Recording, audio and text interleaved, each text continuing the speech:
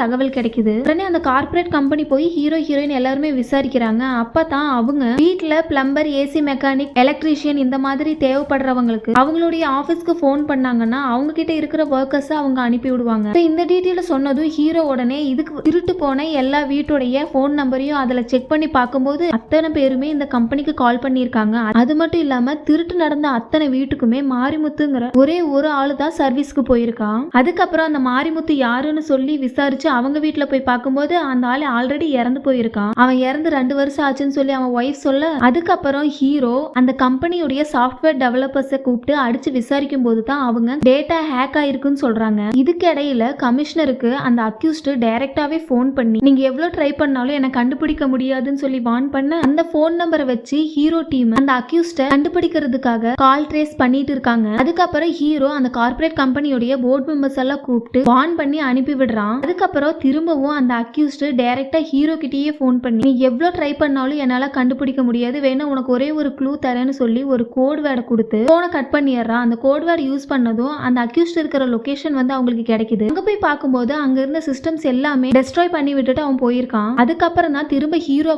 Police team கிட்ட ஒரு விஷயத்தை ஷேர் பண்றான். அந்த அக்யூஸ்ட் ஃபர்ஸ்ட் அந்த லொகேஷனை கண்டுபிடிக்கிறதுக்காக அனுப்பின கோட் வேர்டை வச்சு அது செஸ்ல வர குயினோட காயினை குறிக்குதுன்னு சொல்லி சொல்றான். அங்க இருக்கிற சிஸ்டம் எல்லாம் டெஸ்ட்ராய் பண்ணும்போது கண்டிப்பா அவங்க ஃபிங்கர் பிரிண்ட் வச்சுதான் பண்ணிருக்கணும். அந்த ஃபிங்கர் பிரிண்ட செக் பண்ணும்போது அது ஒரு பொண்ணுடையது அப்படின்னு ரிப்போர்ட்ல வந்திருக்குன்னு சொல்ல, அப்பதான் அக்யூஸ்ட காட்டுறாங்க.